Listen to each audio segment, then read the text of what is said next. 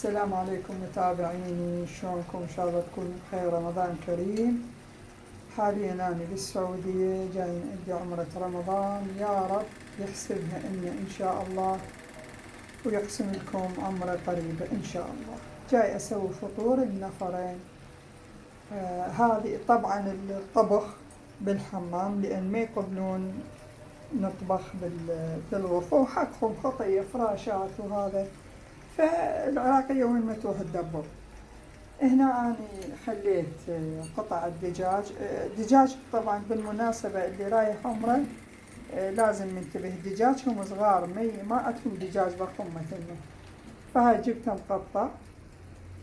خليت الدجاج نشف مية، وخليت بصل وزيت ومكعب ماجي خليته فوقه وجاي يحمس. هاي إن شاء الله جاي أسويها مرقة دجاج بالعدس حمرا. واكيد هسه تقولون ليش ما مشتركه هم ينطون اكل؟ لا، برمضان قلنا لهم على اكل، قالوا لا ما نسوي اكل برمضان، فلذلك اضطررنا ان احنا اسوي الفطور انا. ان شاء الله بالجدر الثاني راح اسوي تمن ابيض.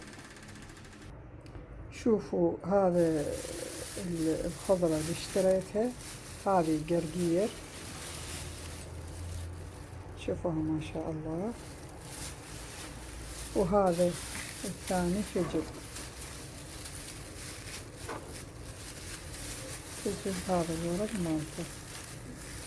طبعا الملح العراقي منور كل مكان، بس هاي البهارات اشتريت هنا عجبتني مال سمك، وهمين اشتريت بهارات مالت لحم. ان شاء الله من ارجع اسويها هاي البهارات لكم ولكم على طريقتها، لان كلش عجبتني طيبة، فان شاء الله راح اسويها قدامكم. وهذا بطل الزيت مالت الحصة حاضر، واكمل طبخته وياكم. هذه بهارات اللحم اللي قلت لكم عليها الحمرة. خليت البهارات والملح هسه نجي نقلب فيها.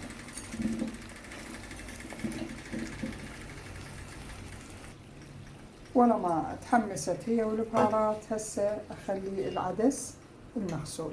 بسم الله، اللهم صل على محمد وعلى محمد. طبعا بالمناسبة هواي لقيت متابعين لي هنا يعني بالفندق هذا بالذات، هواي لقيت متابعين لي، من ضمنهم رجال يعني مو بس نساء. فهسه ان شاء الله اترك العدس يستوي ان شاء الله وارجع لكم. شوفوا ما شاء الله العدس شلون انمرد والمرقة لونها يخضر. هسه اخلي المعجون. بسم الله، اللهم صل على محمد وعلى محمد.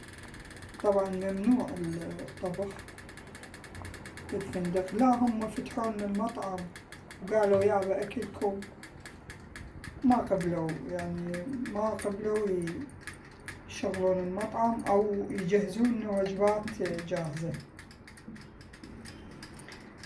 فخليت المعجون. هسه ان شاء الله راح ازيدها مي بسيط قليل جدا، وعوفة فور ان شاء الله، وارجع لكم فد شوية هيك 10 دقائق ان شاء الله هي تكون استوت، لان الدجاج صغار.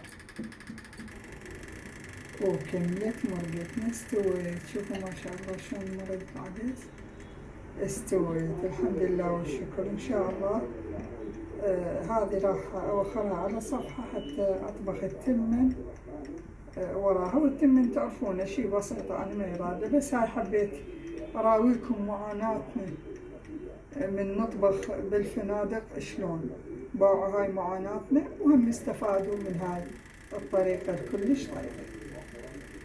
هنا وأقول لكم يا رب يجعل لكم قسمة، يعني الله يقسم لكم إن شاء الله عمرة قريبة بإذن الله. الكل متابعين وكل من قال آمين. أستودعكم الله وإلى اللقاء الطبخة ثانية. مع السلامة.